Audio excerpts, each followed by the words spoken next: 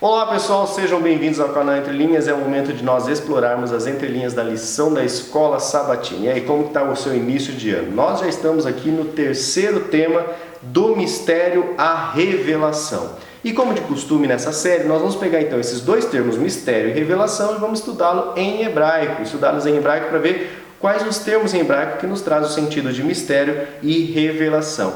E hoje nós vamos estar estreando também um quadro novo chamado Alinhando a Doutrina. Esse quadro vai ser trazido para nós aqui pelo Marcos André, do canal Intelectos Apologética. E nesse quadro nós vamos pegar a linha da lição e alinhar ela a uma doutrina bíblica, uma doutrina adventista. Porque ele tem preparado material lá, espero que vocês gostem desse novo quadro. Mas mesmo com esse novo quadro, ainda nós teremos também no final, na sexta-feira, hashtag Fui Até o Marcos, ou seja, com as perguntas para discussão. Beleza, pessoal? Nas entrelinhas aqui dessa série, nós vamos trazer aqui, no domingo, fala sobre o termo imanência de Deus. Nós vamos trazer o significado de imanência e também de transcendência de Deus. Vamos estudar novamente esses dois conceitos aqui. Vamos falar sobre os tipos de oração em hebraico e destacar alguns que estão presentes em Daniel, já que o tema de segunda é oração. Vamos falar sobre os metais em hebraico, os termos em hebraico que denotam os metais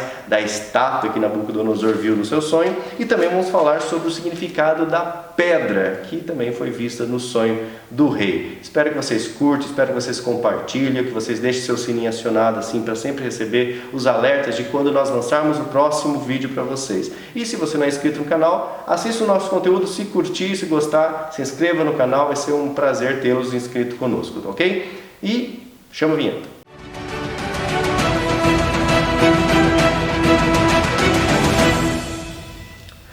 Bom pessoal, antes de nós entrarmos então aqui no conteúdo do vídeo de hoje, nós queremos agradecer a vocês aqui porque vocês dedicaram um pouquinho do tempo para comentar, para trazer para a plataforma um pouco da sua impressão, e isso é muito importante para nós e é importante também para que o YouTube divulgue o vídeo para outras pessoas. Como nós lemos no vídeo anterior, do 2, algumas pessoas só conheceram Entre Linhas porque a plataforma sugeriu o nosso canal para eles. E a plataforma só sugeriu porque ela achou que o canal realmente é relevante, porque tem comentário, o pessoal curte, o pessoal compartilha.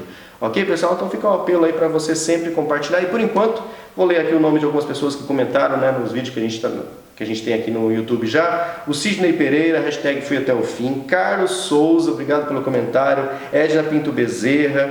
Lea Vetter, hashtag Fui Até o Marcos, Fui Até o Fim, isso aí, Lea. Wagner Veras, também agradecendo, gostou do conteúdo. Vinícius Souza, hashtag Fui Até o Fim, Fui Até o Marcos. Vera Rigo, Wagner Veras novamente. Maria Fátima, Vinícius Souza, Elisângela Maria, Fui Até o Fim. Jaqueline Reile, que diz que o canal ajuda imensamente ela a conhecer mais a palavra do Eterno. Que bom, Jaqueline, ler isso aqui no seu comentário, porque essa é a missão do Entre Linhas, é realmente divulgar a palavra de Deus. Denis Wilson Bizarro, obrigado pelo conteúdo. Kátia Chaves, hashtag Fui Até o Fim, Fui Até o Marco, aprendendo muito. Crispim Elcio também, gosta da didática. Lu Leona, que legal. Voldinei Ricken, sempre comentando com a gente, né, Voldinei? Valdemir Silva, Ed Assunção. O Ed Assunção diz que ele é de São Tomé, ou ele é um santomense, lá no Reino Unido. Que legal, Ed, saber que você está nos assistindo aí tão longe. Nós somos de Campo Mourão, aqui no Paraná, e o Ed está nos assistindo lá no Reino Unido, e sabemos que temos vários outros inscritos no canal, né, Ricardo, que a gente já leu aqui, em Portugal, em Angola, espalhado aí, a gente consegue ver pelo Google Analytics, e o pessoal tem assistido aí. Que bom, né? Com essa tecnologia, a palavra de Deus pode ir mais longe em todo o globo. Jane Cordeiro, que bom, acho máximo a maneira de ensinar. Magna Fernandes, aprendi muito. Ilza Viana, parceira do canal desde muito tempo, né, Ilza? Muito obrigado pelo seu comentário. Hashtag Fui Até o Fim. Antônio Valdinei também sempre comenta conosco, já está no canal inscrito. O Azevedo, que pediu até, já deu a dica lá do corte que falhou. Valmir Júnior, que também Fui Até o Fim. E o Valmir comenta que ele está com saudade do Alexandre, né? Mas que bom, Valmir, porque no primeiro estudo e no segundo estudo, Daniel, você pôde matar a saudade. O Alexandre teve a oportunidade de participar conosco. Hoje ele não teve, mas se Deus quiser, nas próximas lições estará aí conosco. Ana Lúcia Aracac, muito obrigado. Adriano Alencar. Limarta Benedito Eugênio, muito obrigado pelo seu comentário, pessoal. Aqueles que não curtem muito esse espaço, porque eu sei que ele é longo e prolonga ainda mais os vídeos do Entre Linhas, tem um link aqui para você pular já lá para o quinto, quarto minutos, que é onde já passa toda essa introdução. Beleza, pessoal? Muito obrigado pelo seu comentário. Vamos então ao que interessa. Primeiro, nós teremos então palavras da Torá. Vamos lá. O autor da lição, como vocês já devem ter notado, ele vai sempre utilizar de duas palavras. E sempre vai ter um trânsito de um ponto a outro. E dessa vez é do mistério à revelação. Bom, interessante aqui, ó, essas duas palavras aqui, gente. Kivshon seria mistério, segredo, mas também seria forno ou caldeira. Pachar significa esfriar ou tornar morno, e também significa degelar ou explicar, derreter, solucionar, entrar num acordo. Percebam a diferença aqui. O segredo, a conotação de Kivshon está ligada ao forno, e de Pachá está ligada a tornar morno ou esfriar. Segredo e explicação. Na pictografia hebraica de Pachá, a gente encontra o P, que seria a boca. Eu vou dar um zoom lá, pode falando. A boca, o dente, a destruição, no caso, né? E a cabeça. Do outro lado aqui, do outro lado das colunas que eu separei aqui, a gente tem também outra palavra. Esta palavra aqui nós encontramos no livro de Daniel. É uma outra palavra para revelar, para revelação, que seria galá. Gelei em aramaico, no caso, seria descoberto. Galá em hebraico seria descobrir, revelar, desvendar, aparecer, expor, desterrar, exilar, banir ou perambular. Uma palavra ligada à profecia que nós temos para a revelação é razão, que seria visão, revelação ou profecia. O agente ou o sujeito que traz essa revelação, essa profecia, razão, ele é chamado de José, que é contrato, pacto, tratado, convênio, vidente, profeta ou o astrólogo. Essa palavra aqui, galá, em hebraico, e gelei, em aramaico, se escreve com um gimel. O gimel na pictografia, seria um pé ou um camelo. Essa é a letra de transição, é a letra de passagem. Também na pictografia seria uma ponte, porque leva de um ponto ao outro. E aqui nós temos o lamed, que é a letra do ensino, o cajado do pastor, e o iod, que seria o braço ou a mão. O Lúcio volta para nós irmos para o sábado. Na verdade, né, hoje é a estreia, né, depois das palavras Torá, nós teremos aqui Alinhando a Doutrina. E espero que vocês curtam esse quadro, comentem o que vocês vão achar. O Marcos vai tentar trazer aqui um alinhamento, né, da linha da lição com uma doutrina bíblica adventista. Então agora, Marcos, é com você. No canal Entre Linhas estamos dando início a mais um estudo da lição da Escola Sabatina, e nessa semana nós estamos dando início a um novo quadro. O nome desse quadro é Alinhando as Doutrinas. Qual o objetivo desse novo quadro?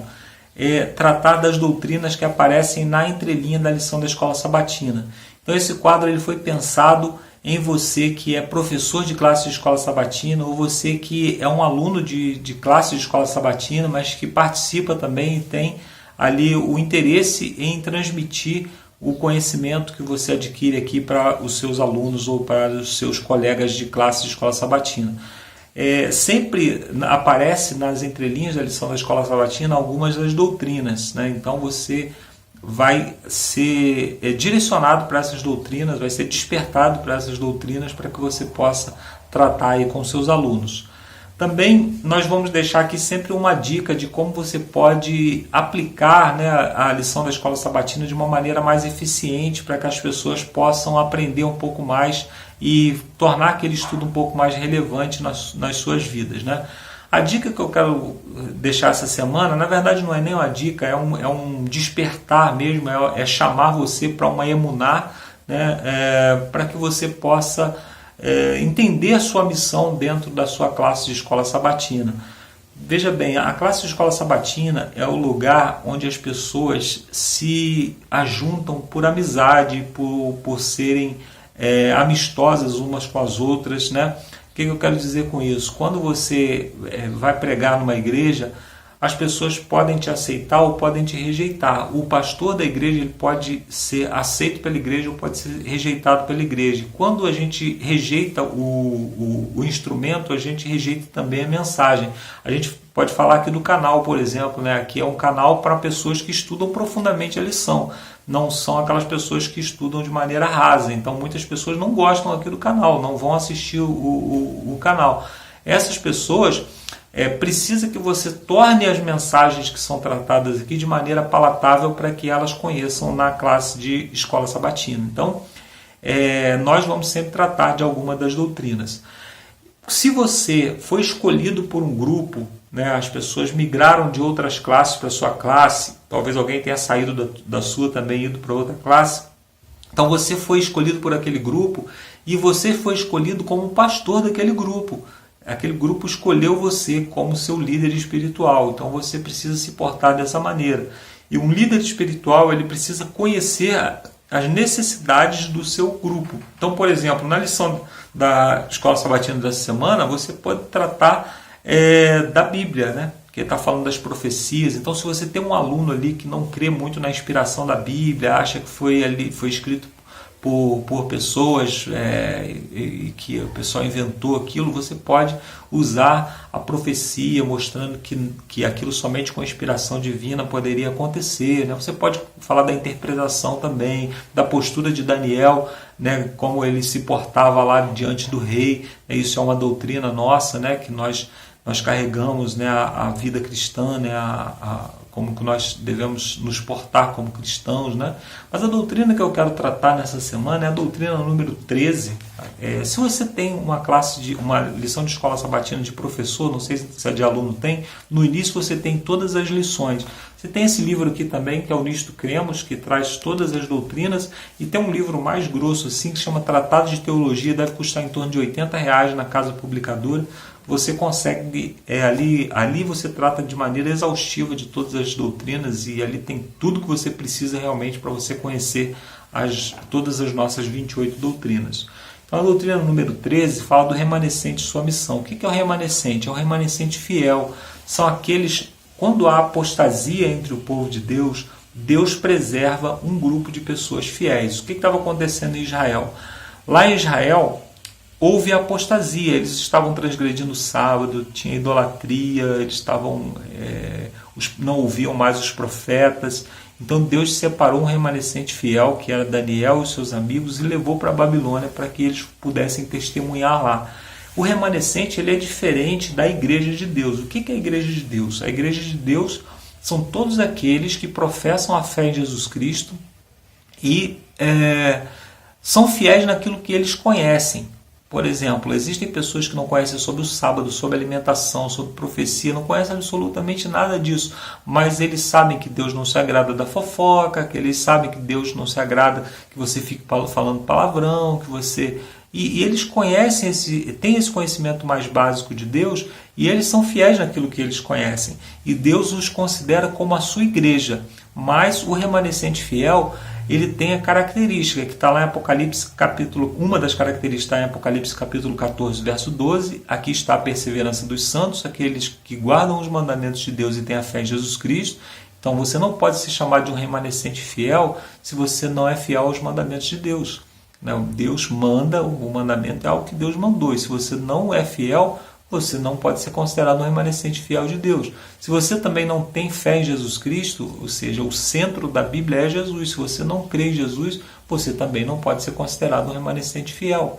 Se você também não é um missionário né? Apocalipse 14, a partir do verso 6, 7, diz assim, que essa mensagem, esse evangelho deve ser pregado em todo mundo, o evangelho eterno deve ser pregado em todo mundo. Então o remanescente também ele tem a missão de levar o evangelho a todo mundo.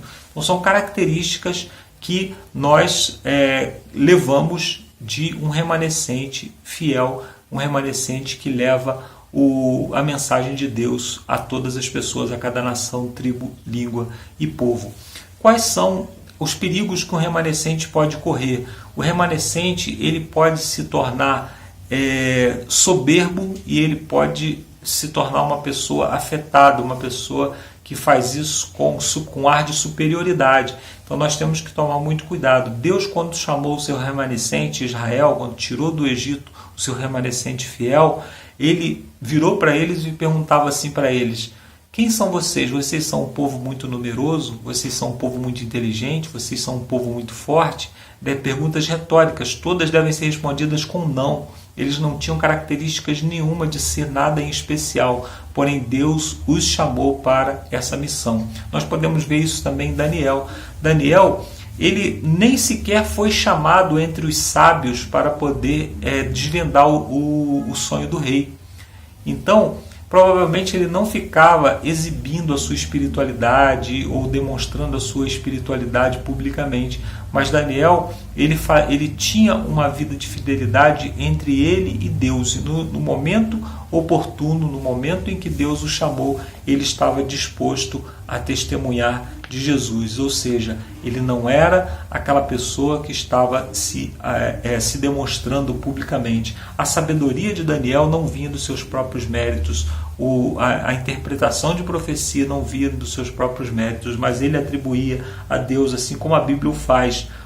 Aqui no capítulo 1 do livro de Daniel, nós encontramos aqui no verso 19, diz que o rei falou com todos eles, e não foram achados outros como Daniel, Ananias e Misael e Azarias. Por isso passaram a assistir o rei em todas as matérias de sabedoria e inteligência sobre o qual o rei lhe perguntava. Achou-se eles 3 vezes mais doutos do que todos os magos e encantadores que havia no seu reino. Daniel continuou até o 1º ano do rei Dario.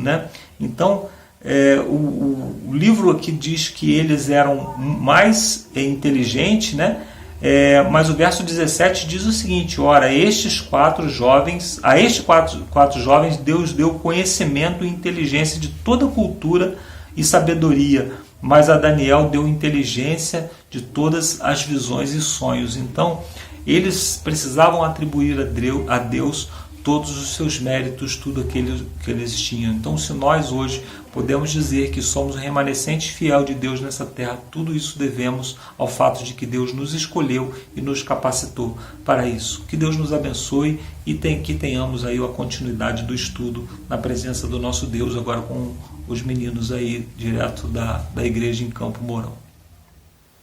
Valeu, Marcos. Espero que vocês curtam aí o novo conteúdo que a gente está trazendo. Mas vamos então agora para as entrelinhas dia a dia. E nós temos aqui no sábado, na ponta da linha, Ricardo. Deus conduz a história do mundo, independente das nações, ideologias, partidos políticos ou qualquer outro fator humano. Essa é a intenção do autor. Aí a escritura, o Lúcio vai ler para a gente, Daniel 2:22, que é o verso áureo. Falou Daniel e disse: seja bendito o nome de Deus para todos sempre, porque dele é a sabedoria e a força. Esse verso áureo está contextualizado com uma oração de júbilo, de agradecimento, que nós vamos falar no decorrer da lição, vamos explicar melhor. Mas por enquanto vamos nos ater a uma entrelinha aqui. O autor da lição, ele vai começar com uma fala sobre a água na Groenlândia. Há um iceberg de muitos tamanhos, às vezes pequenos blocos de gelo se movem em direção, enquanto outros flutuam. Os ventos da superfície conduzem os pequenos blocos, enquanto enormes massas de gelo se levantam. Daí ele faz uma aplicação, que os ventos representam tudo o que é mutável, imprevisível, assim como a vontade humana. Porém, a força ainda mais poderosa, muito semelhante às correntes oceânicas, Atua simultânea com as rajadas de vento, ação segura do propósito sábio e soberano de Deus. Ele faz uma alegoria aqui dos ventos, das águas oceânicas, com a vontade humana, juntamente com a vontade de Deus. Nós separamos o que aqui? Esta palavra, rua. Rua, gente, é vento, é espírito, é alma, é atmosfera, é lado.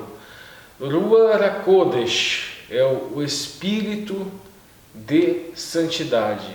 Ruach HaKodesh é o Paracletos, é o outro, é o alter, né? É o outro consolador que ficou para nós quando Yoshua HaMashiach foi para o céu.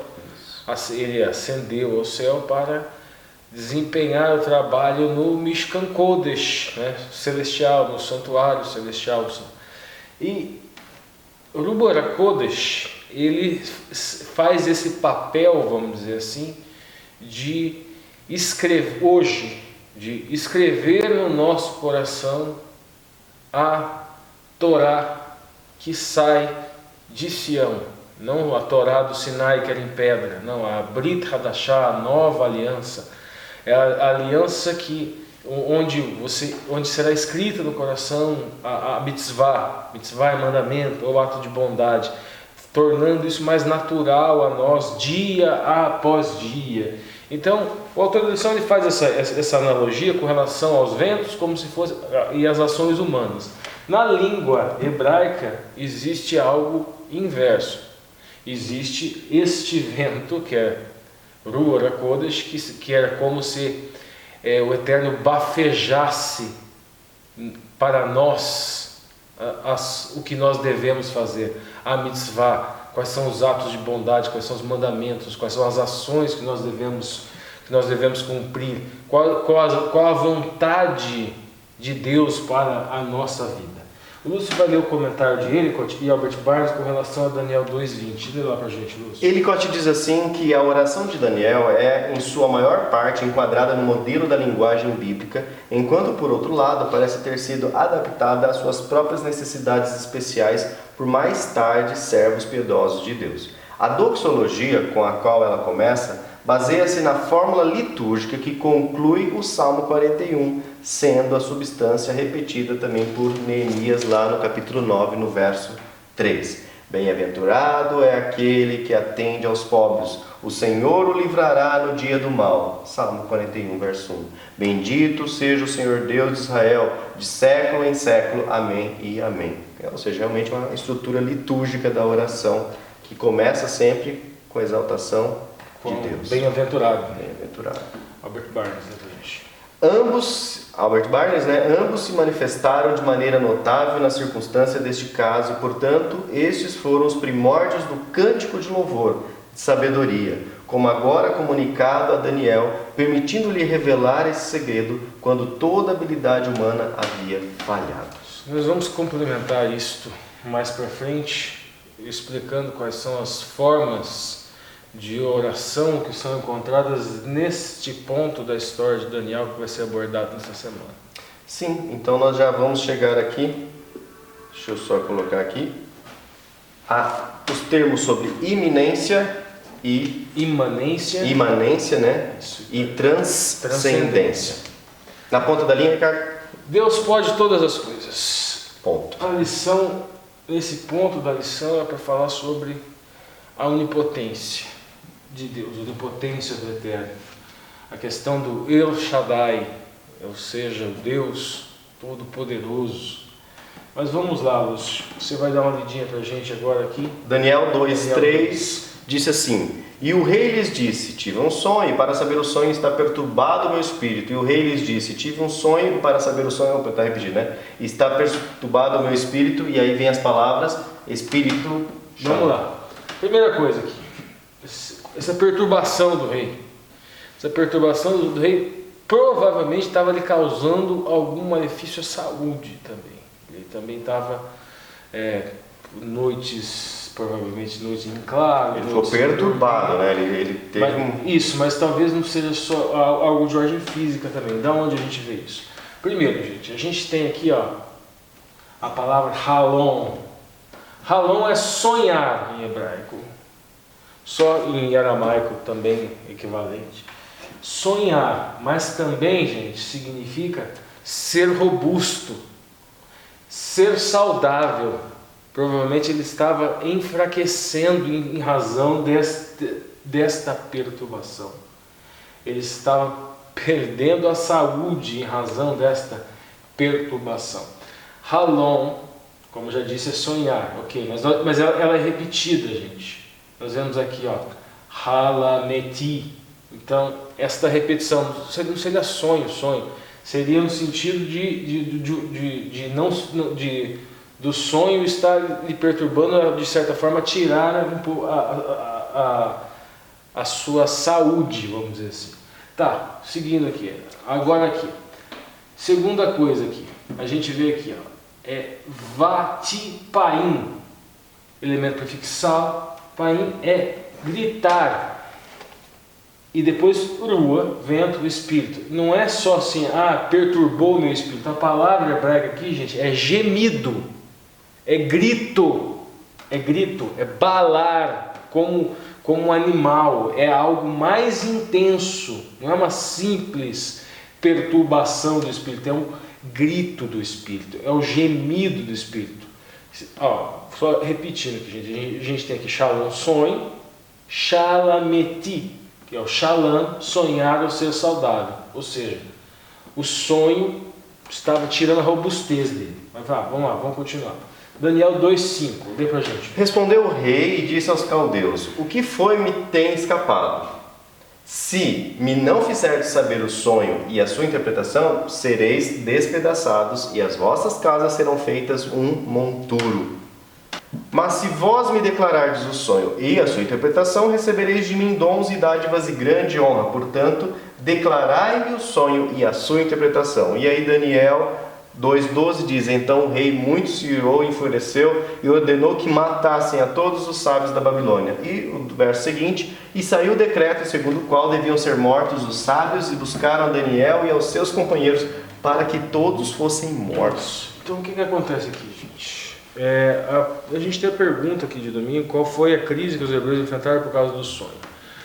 Eles estavam estudando para ser também magos, sábios da corte, e provavelmente alunos ou já investidos. Há uma ligeira divergência. Este decreto de morte afetava de uma maneira ou outra a eles, estava implícito isso a eles. Isso que a gente percebe aqui, ó. Então o rei muito irou-se, ordenou que matassem todos os sábios. E Daniel, Misael, Ananias e Azarias estavam justamente estudando, se formando nas universidades cananeias para serem sábios. Ó, e saiu o decreto segundo o qual deveriam ser mortos os sábios. E buscaram, ou seja, incluíram Daniel. Buscaram a Daniel e seus companheiros para que fossem mortos. Ou seja, nós temos um decreto de morte aqui.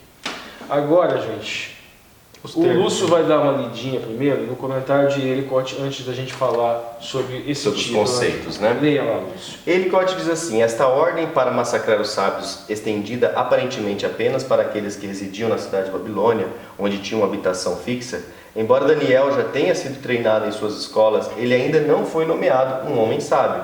No entanto, sendo um aluno, sua morte estava implícita na ordem geral, que, como aparece em Daniel 12:13, já havia começado a ser executada.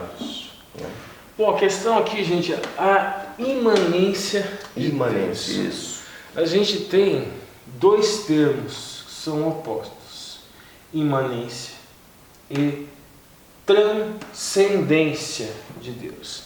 Essa questão de imanência é aquilo que tem um começo e um fim em si mesmo. Nós podemos dizer, realmente Deus tem um começo e um fim em si mesmo. Ele é o alfa e o ômega, é o aleph e o tav, e ok. Mas este termo é aplicado para se referir muito às religiões que são panteístas.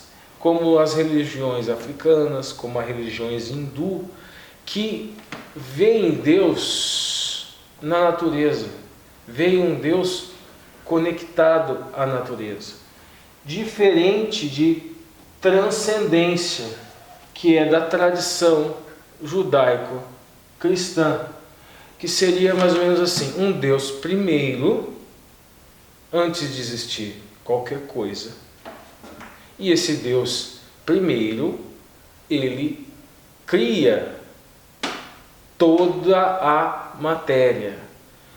Agora, nós que acreditamos no Messias, que Yoshua é o Messias, o Yoshua HaMashiach, ele é a iminência da transcendência, vamos dizer assim, porque ele é o Ben, filho, com as mesmas letrinhas que você escreve Ben, filho, você escreve Ban, e Ban também é conhecimento, revelação de conhecimento. Então são palavras que têm a mesma raiz hebraica.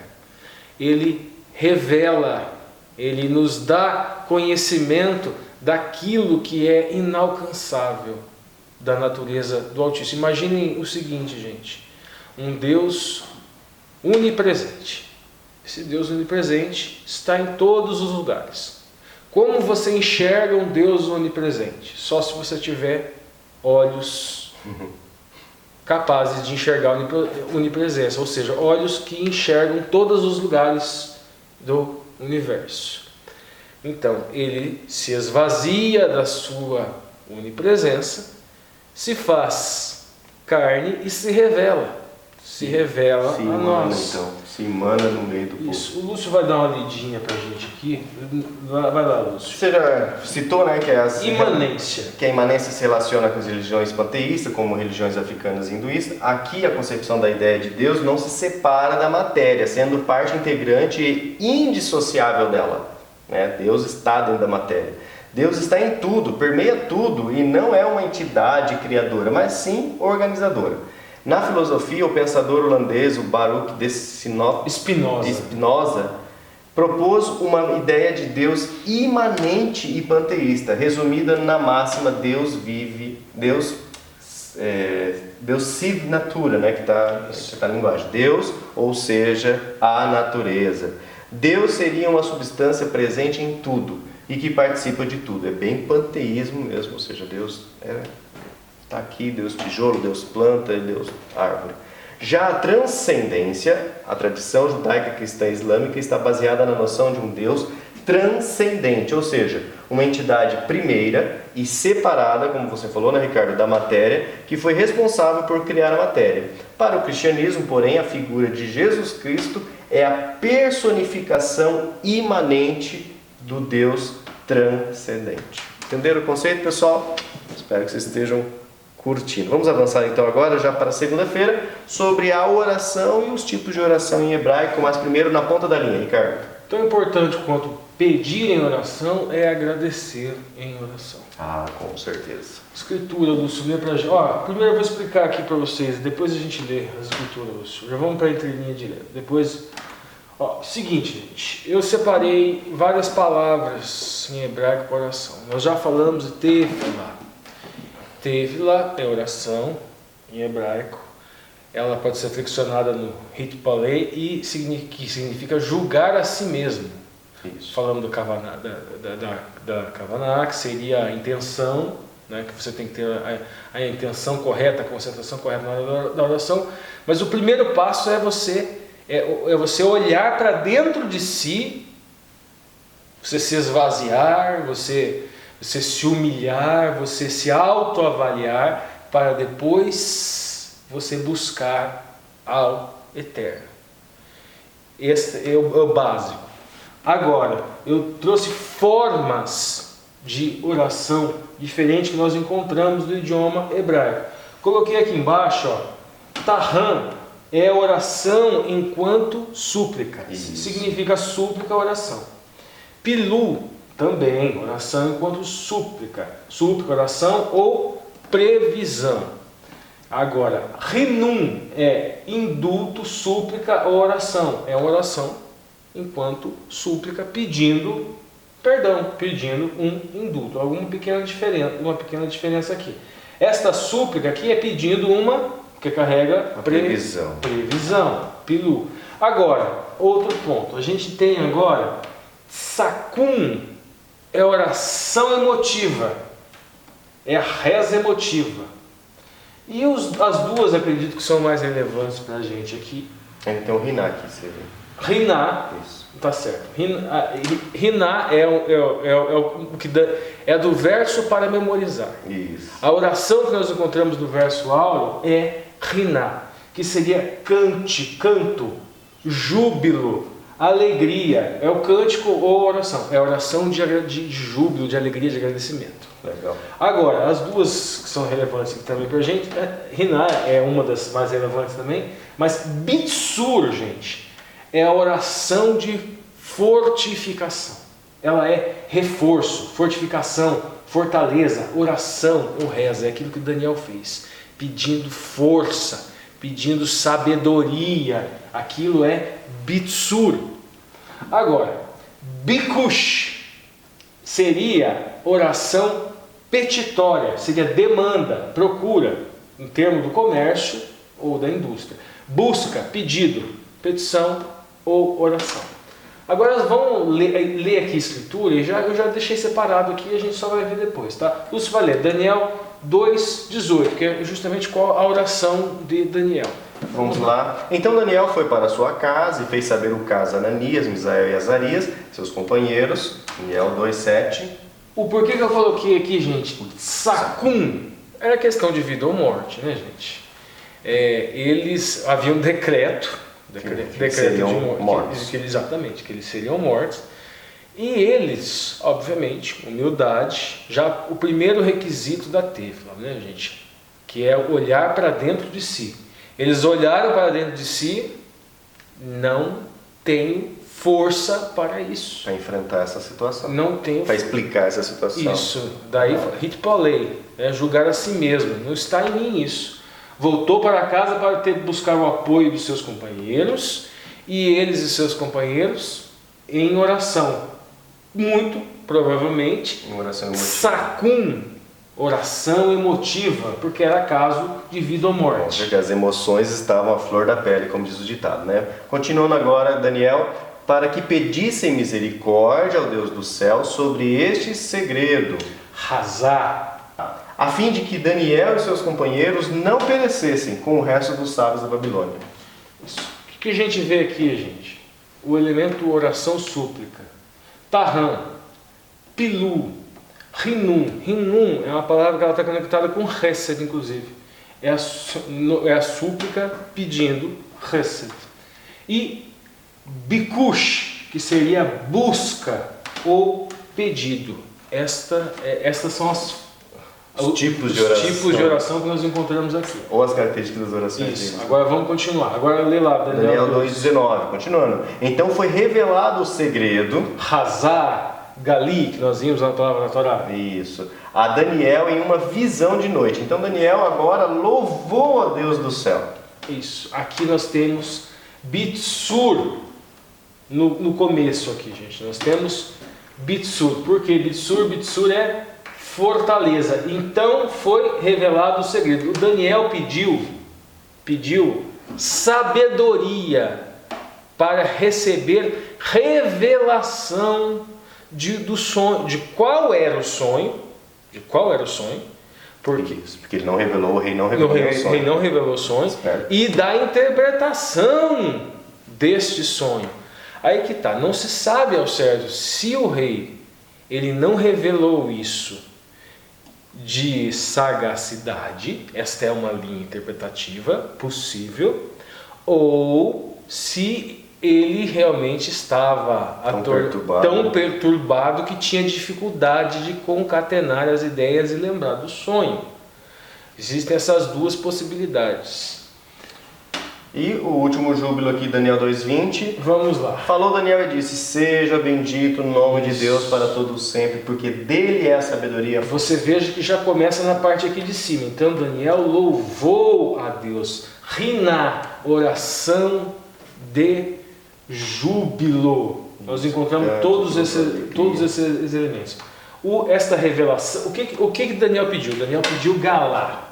Ele pediu para descobrir, para que fosse revelado, desvendar, aparecer, expor, desterrar, exilar, banir ou perambular. Tá, tudo bem, mas é nesse sentido aqui. Esta é a oração de Daniel. Legal, avançando agora já para terça-feira, nós temos então já começando o estudo da estátua. Teremos os metais em hebraico e tudo mais, né? Na ponta da linha, Ricardo. Os reinos humanos passam, mas o reino de Deus, este será para sempre. Legal. Então vamos lá, gente. Escritura. Daniel 2:25, Lúcio vai ler para a gente. Diz assim: por isso Daniel foi ter com Arioque, ao qual o rei tinha constituído para matar os sábios de Babilônia. Entrou e disse-lhe assim: não mates os sábios de Babilônia, introduze-me na presença do rei e darei ao rei a interpretação.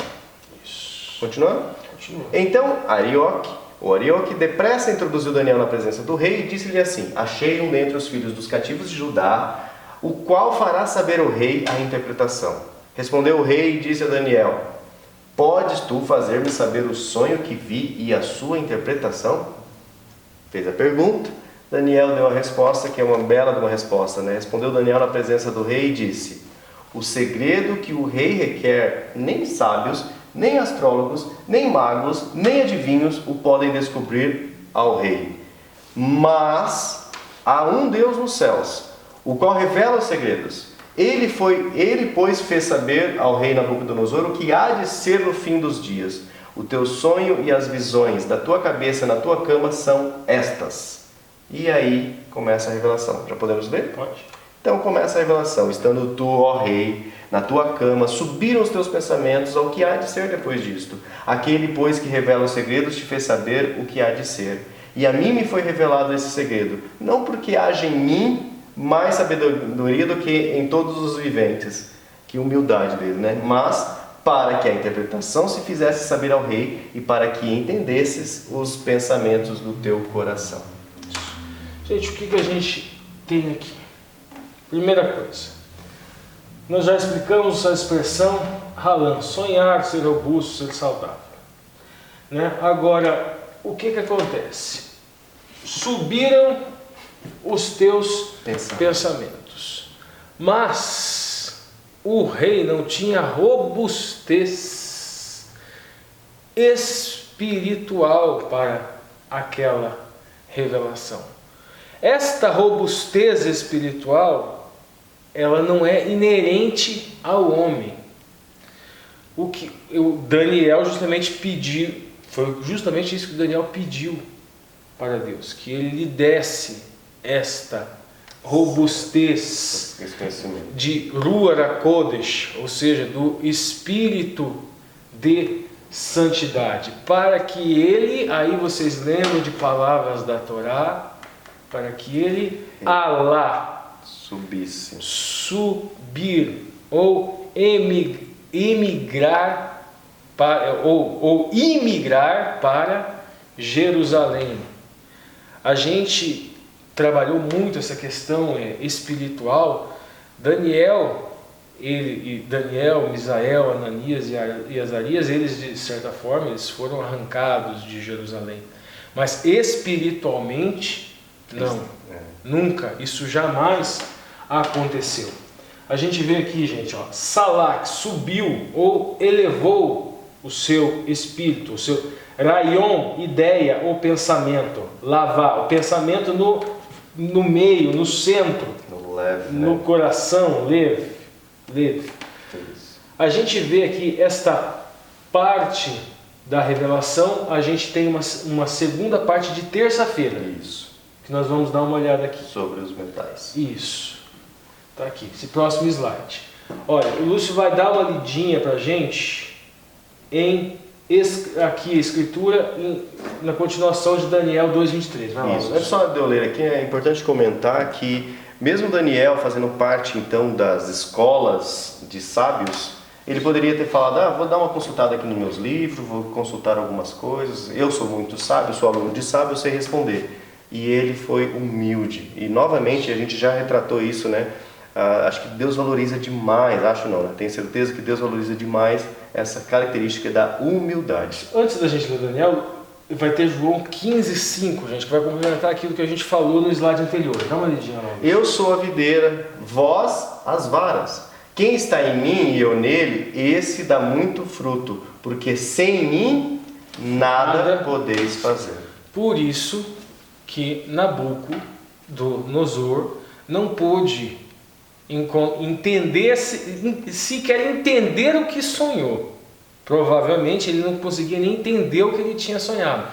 Provavelmente talvez tivesse alguns flashes, algumas coisas que lembranças desconexas, né? Isso, que quando Daniel falou foram... Ele deu a sinapse. E foram ativando, ele foi entendendo, e depois ainda veio a explicação, a interpretação por parte de Daniel. E por quê? Foi só pela oração? Não, foi por causa da oração, sim, mas por causa da conexão com Deus. Por quê, gente? Vara fora da videira, ela seca e não dá frutos. Que é o Albert Barnes fala para mim, fala também. Lê lá. A expressão sem mim denota o mesmo que separado de mim. Como os galhos se separados do estoque dos pais não poderiam produzir frutos, mas iriam secar e morrer imediatamente, então os cristãos, se separados de Cristo, não poderiam fazer nada sem Ele. Exatamente. Agora vamos lá, vamos para o sonho. O que foi que Nabucodonosor sonhou, gente? Então, clássica imagem, né? A cabeça daquela estátua era de ouro fino. E a palavra hebraica, gente, aqui, ó. Derravá tov. Fazer o link. Derravá é ouro. E tov é ouro bom. É ouro fino. É a mesma expressão que está na semana da criação. Quando se fala, vai Omer Elohim Yehior, vai Rior. E disse Deus, haja luz e houve luz. É o primeiro dia da criação. Daí ele utiliza Tov, em todos os dias da criação. Ou seja, a luz era boa. E na pictografia, gente, essa letra aqui, Tov, é um tet e um vav. Esse tet é um cesto. É como se estivesse sendo dado um presente. Então, cada dia da criação, um presente. Primeiro luz, depois separação, e vai. Agora, este ouro aqui é ouro Tov. É ouro preparado para presentear, um ouro especial. Ele é bom, ele é Tov. Agora, o peito, vai lá, continua, Lúcio. E aí, o seu peito e os seus braços de prata. Aí vem a expressão chassav. Pode continuar. E o seu ventre e as suas coxas de cobre. Neshá. Essa expressão aqui, interessante também, que essa expressão está associada a ela com uma outra palavra, com as mesmas letrinhas de adivinhação. Essa letra de cobre aqui, agora continua. As pernas de ferro. Aqui, farezel. No próprio texto de Daniel, a interpretação que ele dá está ligada justamente à dureza e à firmeza e à destruição. Agora vamos continuar. E seus pés eram em parte de ferro e em parte de barro. Hassav. Beleza. Continua. Estavas vendo isto quando uma pedra foi cortada sem mão, a qual feriu a estátua nos pés de ferro e de barro e os esmiuçou. Nós temos aqui os slides, gente. Deixa eu dar um zoom lá. Nessa figura aqui, ó, que seria a cabeça de ouro. Isso é bem tranquilo, né, gente? É o Império Babilônico. É um império onde Nabucodonosor, muito provavelmente, havia acabado de ascender ao trono. Um pouco tempo. Nós temos aqui, ó, prata, Império Medo-Persa, que destruiu o Império Babilônico com Ciro e Dario.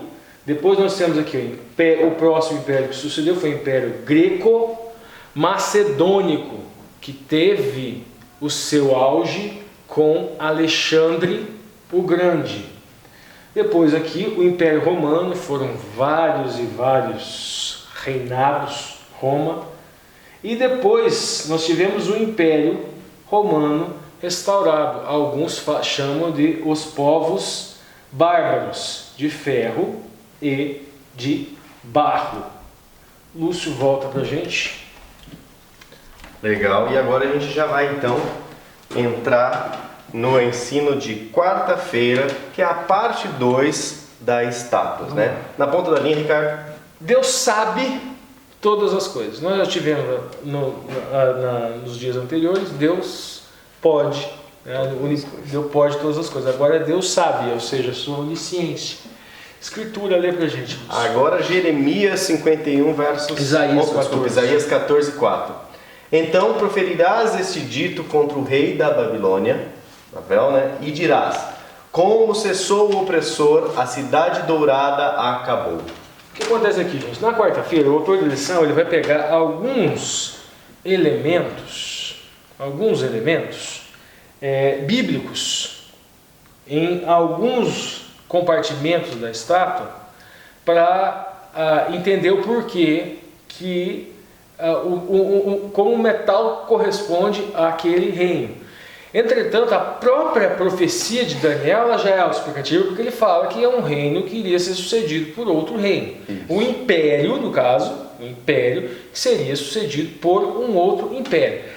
Eu quero trazer aqui uma entrelinha interessante, um ponto interessante. Primeiro, isso aqui não seria necessário, porque na própria profecia estava dizendo isso. Mas tá, então por que não tem o Império Chinês, por exemplo? Na profecia. Por que não tem o Império Chinês? Por que não tem aqui na profecia o Império Turco Otomano? Gente, a intenção de Daniel, vamos lembrar, não era elencar todos os impérios da humanidade. Vamos lembrar daquele primeiro princípio que nós falamos lá lá no comecinho. Cristo é o protagonista desta história. Então, esta ordem de impérios... Isso é muito importante você ouvir isso aqui. Ela segue até chegar lá nos pés, onde havia um império específico que perseguiu o ancião de dias, o Machia, o Messias que viria, o Messias que está profetizado no livro de Daniel.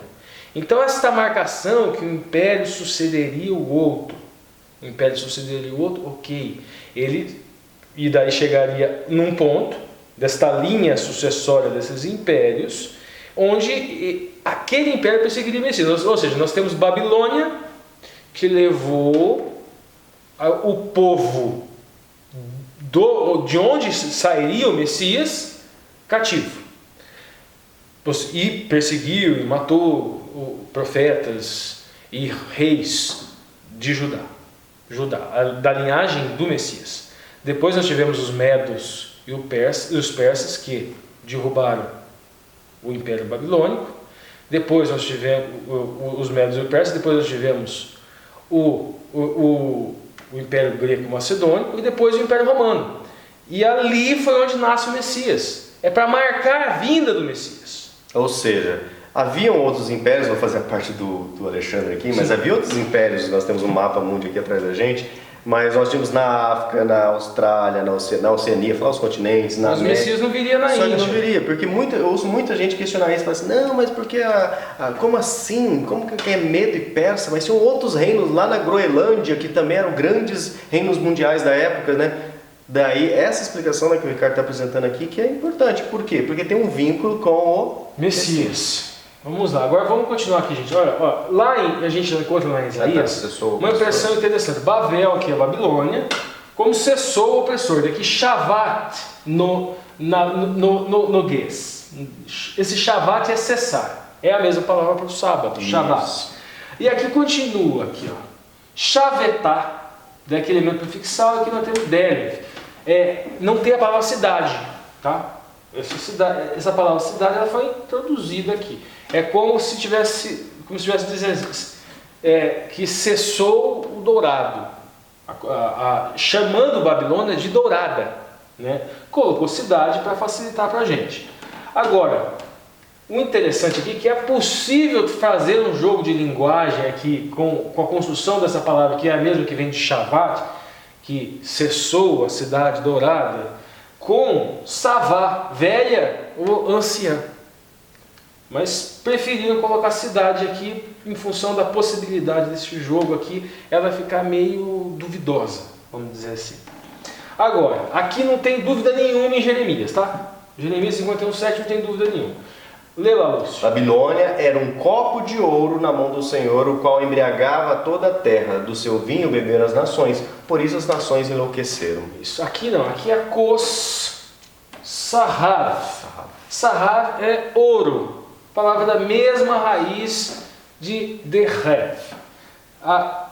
E o Kos, né? Tá isso. aqui. O detalhe interessante aqui, gente, olha, Babilônia era um copo De ouro.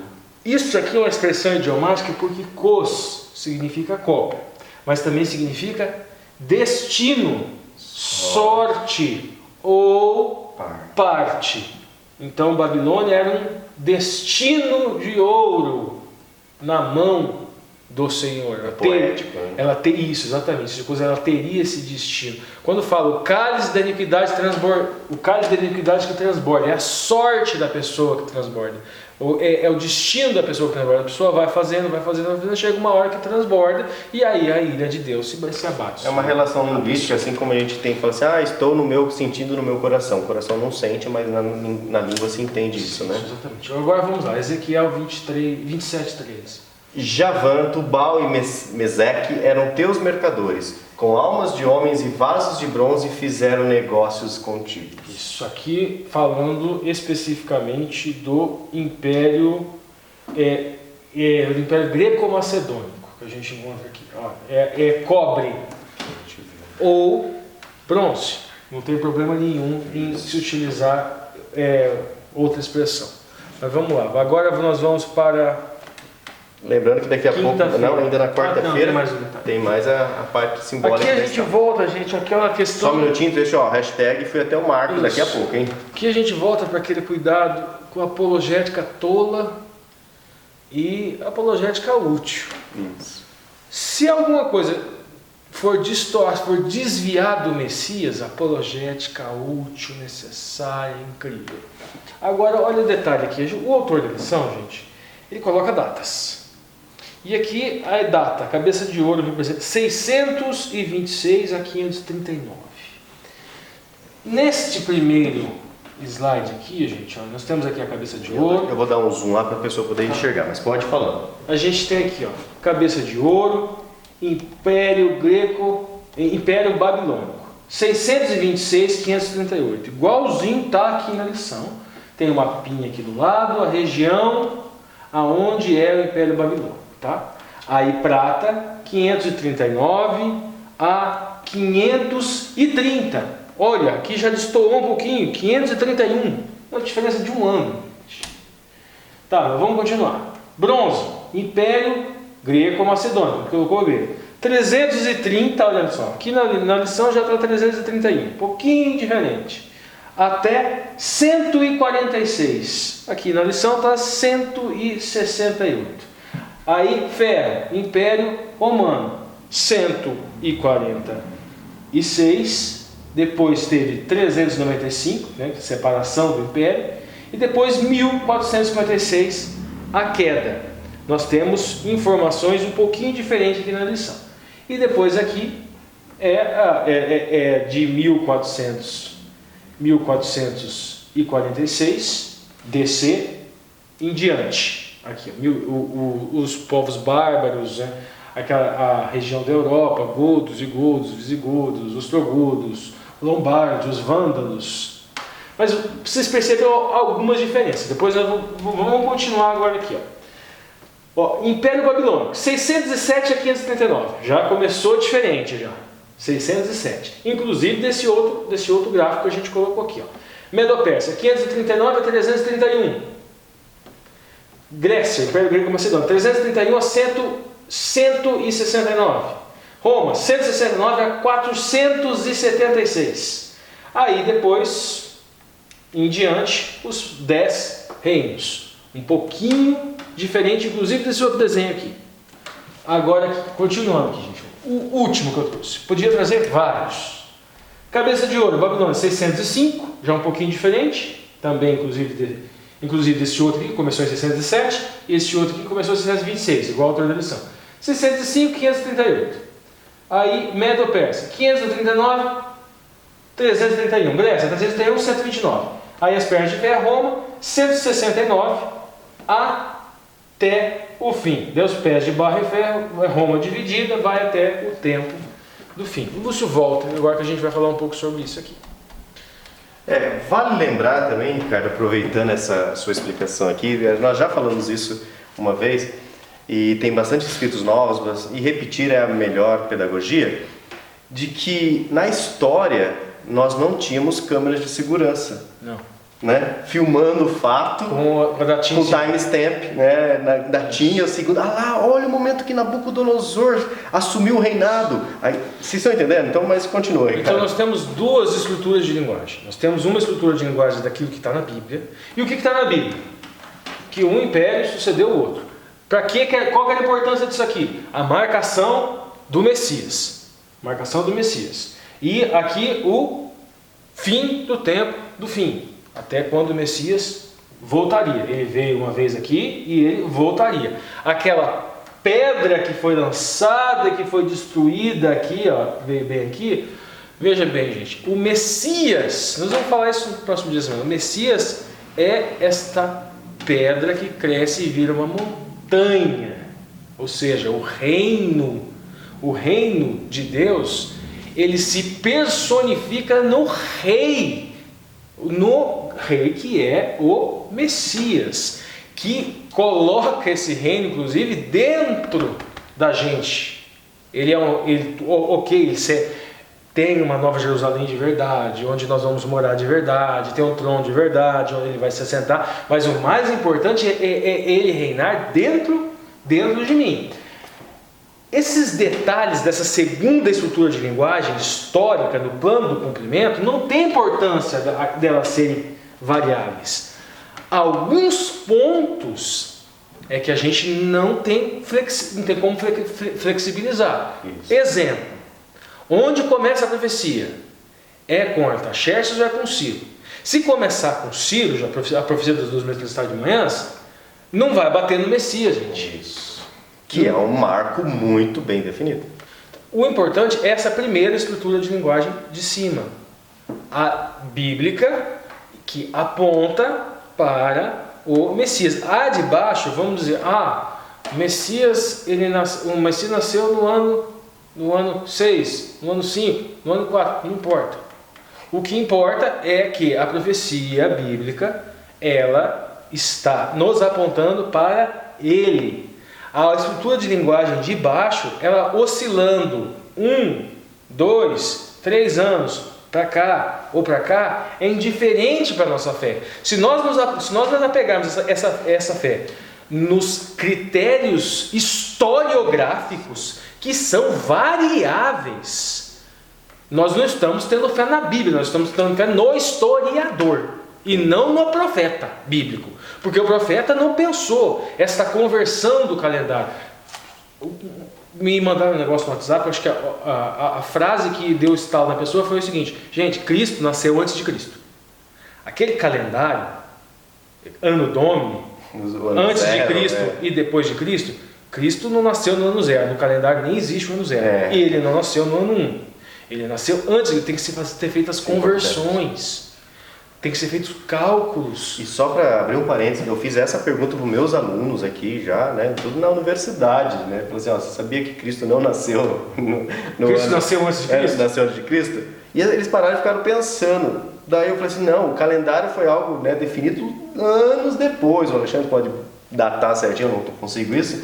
Mas, ou seja, não estava lá, vamos pôr a cena aqui, né, para facilitar. Não estava lá Maria, né, com as dores do parto, aí ela olhou no celular, no relógio dela e falou assim, já vai virar aqui o 0 do 0, né?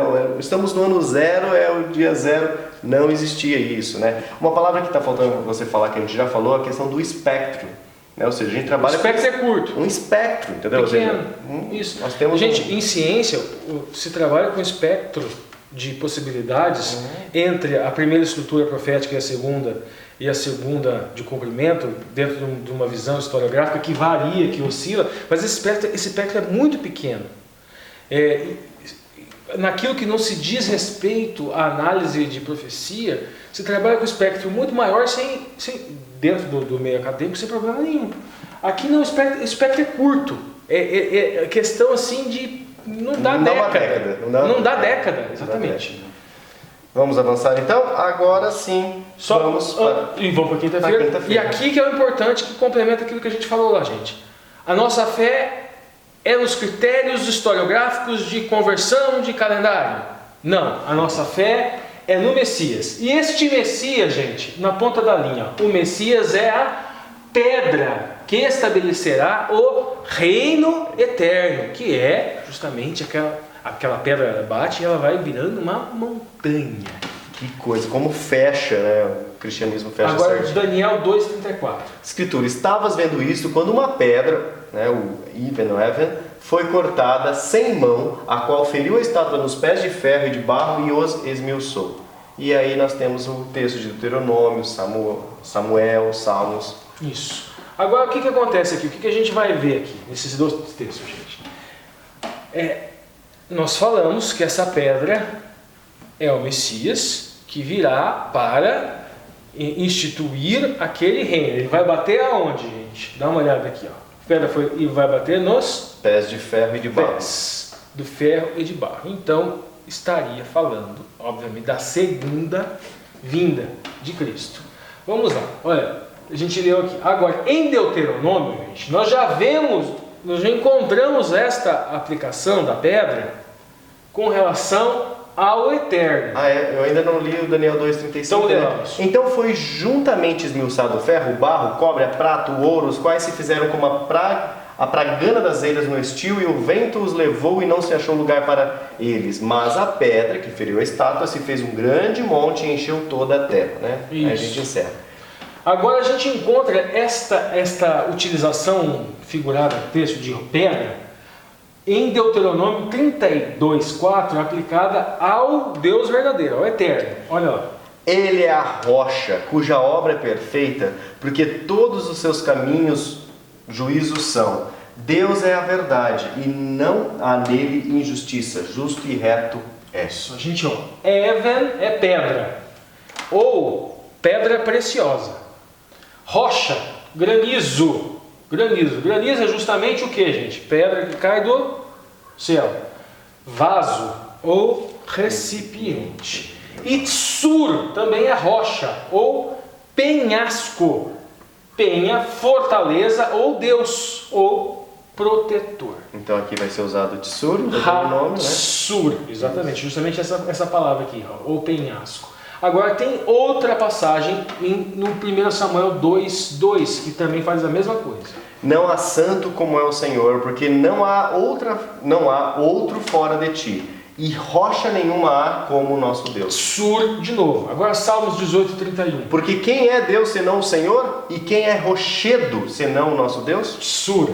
Salmos 118:22. A pedra que os edificadores rejeitaram tornou-se cabeça de esquina. Le roche pinar, que é even, tá? Roche é cabeça, chefe, líder, pico, cume, começo, início, parte, ramificação, superior, a campanha do soldado ou veneno. Tá. O que é essa Le roche pinar aqui, gente? Estava sendo construído Mishkan Kodesh, mas no tempo de Salomão. E vinha uma pedra lá, e ela por muito tempo ela ficou lá rejeitada. Mas aquela pedra rejeitada, ela veio a se tornar Le roche pinar, cabeça de esquina, a base do Mishkan Kodesh. E esta alegoria nós encontramos também no Novo Testamento, se aplicando ao Messias, ou seja, o Mishkan Kodesh, o templo de santidade, o santuário tabernáculo, a base dele, a cabeça dele é o Messias. E é por isso que Cristo irritava tanto os fariseus, porque eles tinham esse pleno entendimento da Torá, dos Salmos, do Antigo Testamento. E eles queriam ser a cabeça. E quando Cristo falava aquilo, já vinha o link do texto que Cristo estava, de certa forma, citando. 1 Pedro diz: ao qual, achegando-vos como uma pedra viva que dos homens foi reprovada, mas para com Deus eleita e preciosa. O que é essa pedra viva, gente? Temos a pedra morta é aquela que não dá encaixe. A pedra viva é a pedra lapidada, é a pedra que dá encaixe. Então imagine uma coluna assim, Cristo está aqui, é a base. E daí as outras pedras elas se encaixam. Todas as outras pedras vivas, porque elas também são lapidadas, encaixadas e elas se encaixam com a cabeça. São sustentadas por aquela pedrosa. E se harmonizam e se encaixam. E por isso temos essa alegoria, inclusive, com a igreja. Agora vamos lá, continuando. Daniel 2:25. Então foi juntamente esmiuçado o ferro, o barro, o cobre, a prata e os ouros, os quais se fizeram, a gente leu, né, com a propaganda das eiras, os ventos, eu já li, né? Algumas pedras, estava aqui em Lúcio cima. vai ler comentário para a gente agora de Joseph Benson. Joseph Benson diz que os judeus, assim como os cristãos, concordam que pela pedra aqui se entende o Messias, ou o seu reino. E de fato é uma descrição muito apropriada disso, pois sem qualquer meio visível ou assistência adequada do poder humano, ele surgiu, prevaleceu poderosamente e aumentou a um alto grau de força e grandeza, e ainda aumentará até que se torne superior e engula todos os reinos da terra. Vocês viram Joseph Benson falando, a pedra, tanto judeus quanto cristãos falam que é o Messias. Mas espera lá, os judeus aceitam Jesus? Não, gente, o Messias, o ungido, para eles, Yoshua não é o Messias, não é Hamashia, não é o Messias. Para os cristãos, nós, Yoshua é o Messias, Hamashia. Para eles, inclusive, lendo o livro de Daniel, aquilo que é importante que a gente falou, para eles a profecia das 2300 de manhã começa com Ciro, e não com Artaxerxes. E Ciro é chamado de Machia, ungido de Deus. Agora, eles começam a fazer os cálculos e chegam Antíoco Epifânio, e que ele invadiu o templo, colocou um porco lá, sacrificou um porco no altar. Isso. E o sacerdote da época Ombril, e para eles ele é que seria o Machia e não Jesus. Agora nós não acreditamos nisso. Isso é apologética útil, gente. Isso é necessário. Isso. Aí precisamos da apologética. Fora do espectro. Isso. Agora aqui, ó. Albert Barnes, lê pra gente, Lúcio. A alusão nesta passagem é para Isaías 28:16, que diz: Eis que eu deito em Sião por uma fundação uma pedra provada, uma pedra angular preciosa, um fundamento seguro. Aquele que crer não se apressará. Veja as notas nessa passagem. Pode haver também uma alusão à pedra que os construtores não permitem que se torne a pedra angular de o corner, né, que é do canto. A referência é a Cristo como fundamento sobre o qual a igreja é criada. Ele ocupou o mesmo lugar em relação à igreja que uma pedra de fundação faz para o edifício que é erguido sobre esta pedra. Então Cristo é realmente a nossa pedra angular. Bom, pessoal, agora tem um hashtag que foi até o Marcos, e nós vamos ter agora as perguntas para discussão com o Marcos, que está aí na sua lição na sexta-feira. Então agora é com você, Marcos. Canal Entre Linhas, que bom que você chegou até o final. Eu estou aqui mais uma vez para tratar das perguntas para discussão no final dessa lição. Essa lição que trata aí de como Deus está no controle da história dessa terra, Deus está cuidando de todas as coisas, e até mesmo lá na Babilônia, entre os pagãos, Deus enviou lá o seu remanescente, os seus fiéis, para testemunhar do seu nome às pessoas com quem ele desejava se relacionar. Aqui na pergunta para discussão que aparece na sexta-feira, nós encontramos uma pergunta que diz assim: como é bom saber que em meio a todo o caos e sofrimento desse mundo caído, Deus está no controle e concluirá todas as coisas de maneira gloriosa. Até lá, qual é a nossa função em buscar fazer o bem para aliviar as aflições que existem ao nosso redor?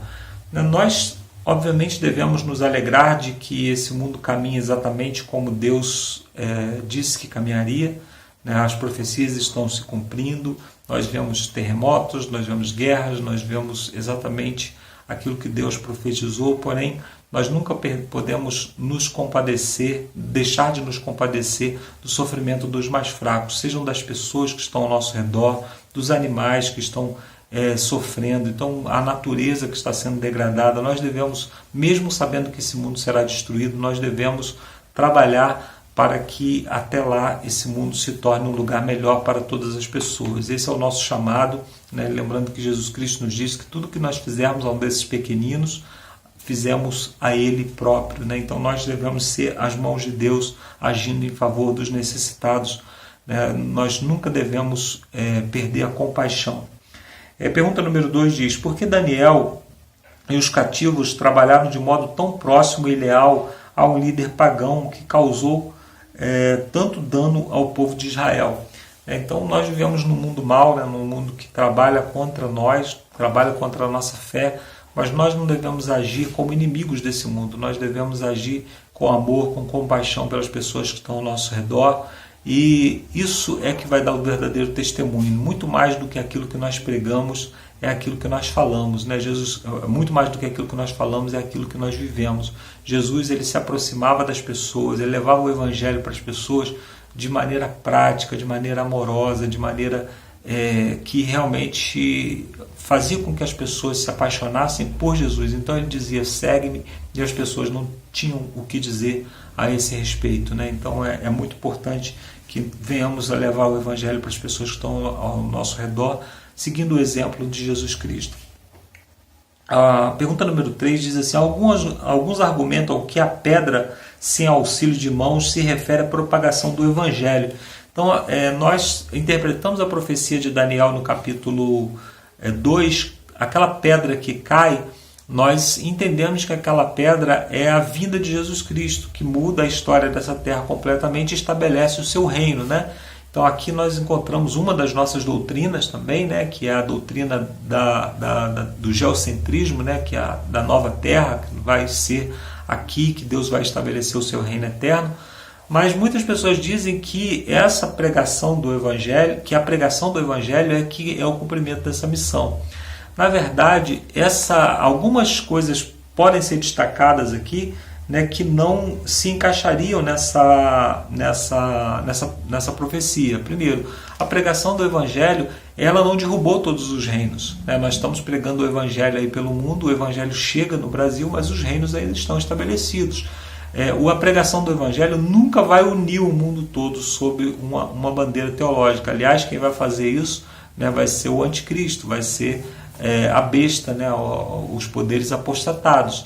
Então nós precisamos compreender uma profecia, né, interpretar uma profecia sempre dentro do seu contexto geral, nunca separar, parece que é isso e vamos aplicar isso e pronto. Não, ela precisa, uma profecia, para que ela seja real, ela precisa ter um cumprimento total, ela precisa se cumprir na sua totalidade, ela não pode deixar pedras soltas ou pontas desamarradas, né? Então a única verdade bíblica que nós encontramos que entra na característica dessa pedra, que é a vinda e a destruição de todos os reinos, né? Que ela vem, destrói, transforma em pó todos os reinos, né? E essa pedra cresce e se estabelece em todo mundo.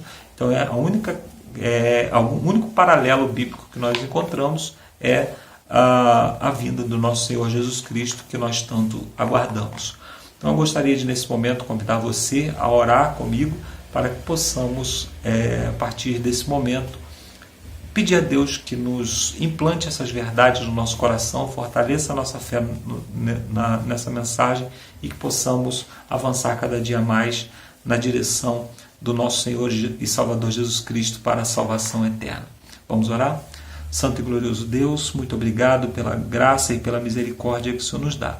Te pedimos, Senhor, pela tua graça, que o Senhor nos salve desse reino de trevas, mas que o Senhor jamais, Senhor, tire do nosso coração o desejo de te servir, o desejo de fazer o bem ao nosso próximo, a compaixão pelos mais necessitados.